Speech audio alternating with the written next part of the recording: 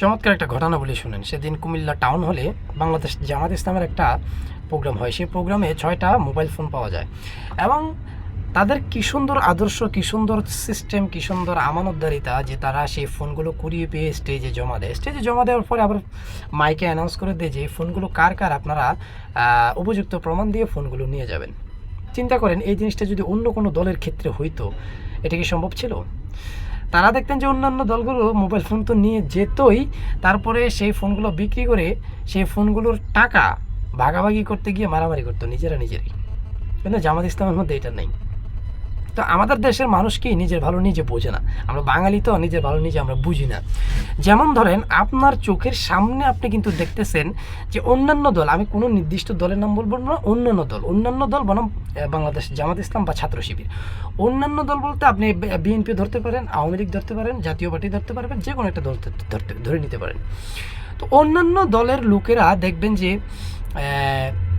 বিড়ি খায়, সিগারেট খায়, এগুলার ব্যবসা করে, তারপরে মদ খায়, গাঁজা খায়, ইয়াবা খায়, তারপরে এগুলার ব্যবসা করে।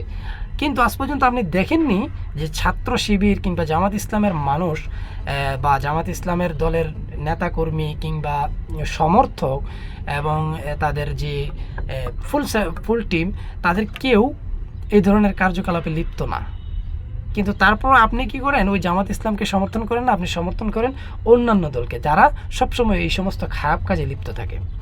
তারপরে দেখেন, জামাত ইসলাম কিংবা ছাত্র শিবির, তাদেরকে আমি আজ পর্যন্ত কোনো দিন দেখি নাই কোনো মেয়ের ওড়না ধরে টান দিতে, কিংবা কোনো মেয়ের শ্লীলতাহানি করতে, কোনো মেয়েকে ফোন দিয়ে উত্তক্ত করতে, বা কোনো মেয়ের সাথে প্রেম ঘটিত বিষয় কিংবা বিয়ের প্রলোভন দেখিয়ে ধর্ষণ, এই ধরনের ব্লেম আমি আজ পর্যন্ত কোনো ছাত্র শিবিরের ছেলে কিংবা জামাত ইসলামের মানুষের মধ্যে আমি পাইনি।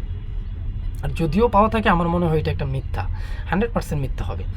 কিন্তু আপনার চোখের সামনে আপনি দেখতেছেন যে অন্যান্য দলের লোকেরা এই সমস্ত তার বিপরীত যত খারাপ কাজ আছে সবগুলোই করে। তারপরেও আপনি কি করবেন? জামাত ইসলামকে সমর্থন করবেন না, ওই খারাপ দলটাকেই সমর্থন করবেন।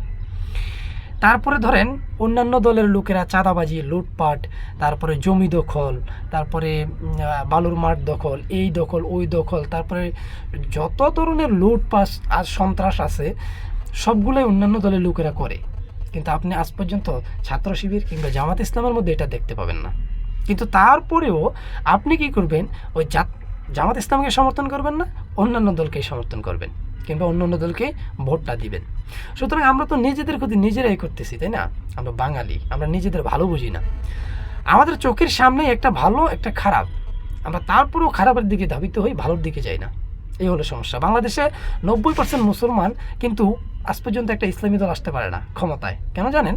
আমাদের 90% মুসলমানের মধ্যে 85% মুসলমান হচ্ছে গরু খাওয়া মুসলমান, আর 5% মুসলমান হচ্ছে ভালো মুসলমান। ওই 5% যে ভালো মুসলমানগুলো, তারা হচ্ছে বাংলাদেশ জামাত ইসলামকে ভোট দেয়। আর 85% যারা গরু খাওয়া মুসলমান, তারা গরুকেই ভোট দেয়। আর গরুকে ভোট দেওয়ার ফলে আজকে দেশের এই অবস্থা। স্বাধীনতার 53 বছর পরেও আমাদের কপালে শান্তি নেই। যাই হোক, আগামীতে ভালো কোনটা খারাপ কোনটা এটা বোঝার তৌফিক আমাদের এই দেশের মানুষকে আল্লাহ তাআলা দেউক।